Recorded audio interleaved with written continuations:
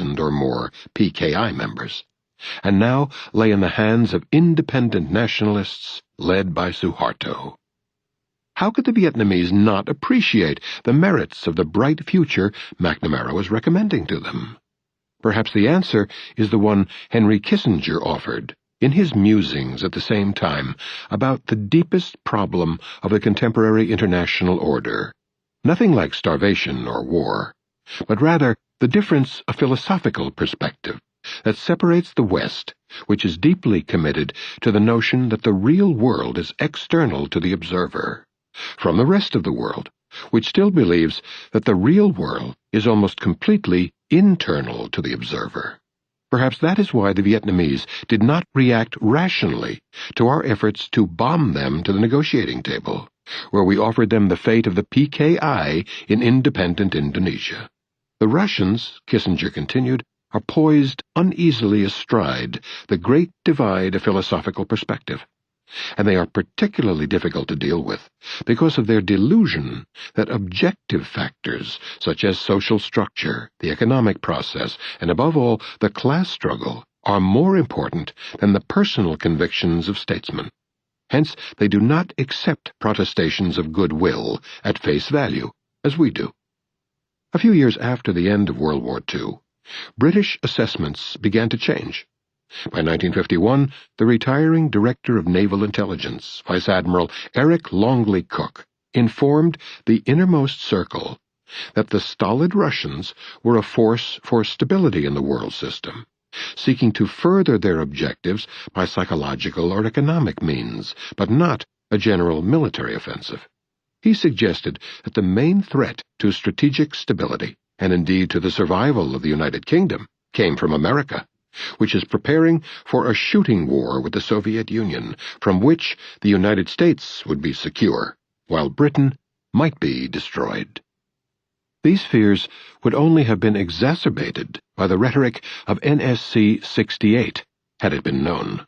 Formulated in 1950, shortly before the Korean War, NSC 68 is recognized to be a founding document of the contemporary world order, widely cited in scholarship, though much of the contents is generally ignored, including the scattered data revealing Soviet military weakness relative to the West, and the remarkable rhetorical framework of the document. NSC 68 was drafted by Paul Nitze under the direction of Dean Acheson, two of the wise men who are honored for their sobriety and thoughtfulness in creating the new world order of the day. They contrast the fundamental design of the slave state with the fundamental purpose of the United States.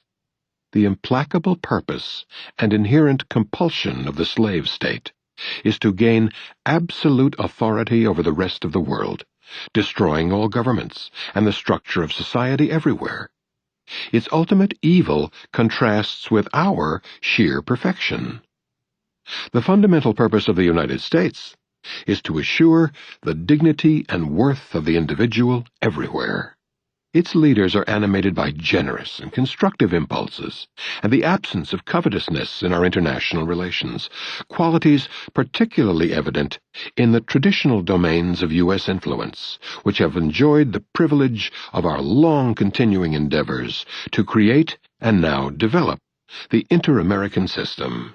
Hence, the admiration for U.S. power south of the border. By comparison with the Truman administration, wise men who were present at the creation, the rhetoric about good and evil that Bush's speechwriters plagiarize from ancient epics and children's fairy tales seems rather subdued.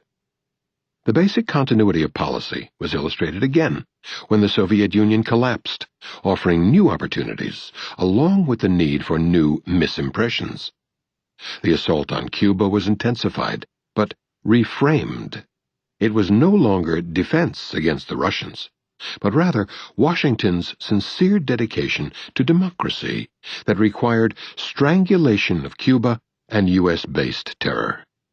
The sudden shift of pretexts elicited little reflection, in fact, no detectable notice. As we see directly, the model was followed closely in 2003, after the collapse of the pretext for invading Iraq. Bush's invasion of Panama immediately after the fall of the Berlin Wall in 1989 was in itself hardly more than a footnote to the history of the region. But it too revealed changes. One was pointed out by Reaganite State Department official Elliott Abrams, who observed that Bush probably is going to be increasingly willing to use force, now that there was little fear of its leading to a Russian reaction. In Panama, too, new pretexts were needed, not the Russian menace, but narco-trafficking by Noriega, a longtime CIA asset, who was becoming uncooperative, embellished with a few tales about threats to Americans. In August 1990, when Saddam Hussein invaded Kuwait, the United States and United Kingdom felt free to place a huge expeditionary force in the Saudi Arabian desert in their build-up to the January 1991 invasion, no longer deterred by the superpower rival. With the Cold War no longer available, it was necessary to reframe pretexts not only for intervention, but also for militarized state capitalism at home. The Pentagon budget, presented to Congress a few months after the fall of the Berlin Wall, remained largely unchanged, but was packaged in a new rhetorical framework, presented in the National Security Strategy of March 1990. One priority was to support advanced industry in traditional ways, in sharp violation of the free market doctrines proclaimed and imposed on others. The National Security Strategy called for strengthening the defense industrial base, essentially high-tech industry, with incentives to invest in new facilities and equipment, as well as in research and development. As in the past, the costs and risks of the coming phases of the industrial economy were to be socialized, with eventual profits privatized, a form of state socialism for the rich, on which much of the advanced U.S. economy relies, particularly since World War II, but with precedents in the advanced economies back to the early days of the Industrial Revolution. In the past several decades, Pentagon funding for research and development has declined, while support through the National Institutes of Health and other health-related components of the state sector has increased as the cutting edge of the economy of the future shifts from electronics to biology-based industry. The longtime chairman of the Federal Reserve, Alan Greenspan, and other ideologues may hail the wonders of entrepreneurial initiative, consumer choice, and free trade, but those who channel public funds to development of the economy and those who profit from these decisions know better. It is sometimes argued that concealing development of high-tech industry under the cover of defense has been a valuable contribution to society. Those who do not share that contempt for democracy might ask what decisions the population would have made if they had been informed of the real options and allowed to choose among them. Perhaps they might have preferred more social spending for health, education, decent housing, a sustainable environment for future generations, and support for the United Nations, international law, and diplomacy, as polls regularly show. We can only guess, since fear of democracy barred the option of allowing the public into the political arena, or even informing them about what was being done in their name. The justification for sustaining the dynamic state sector of the economy had to be revised in the light of new contingencies after the end of the Cold War. Since the reason could no longer be the threat of Russian aggression, it became the growing technological sophistication of third-world conflicts, which will place serious demands on our forces and continue to threaten U.S. interests, even without the backdrop of superpower competition. The same revision was needed for the second function of the Pentagon, ensuring global stability, the code word for obedience.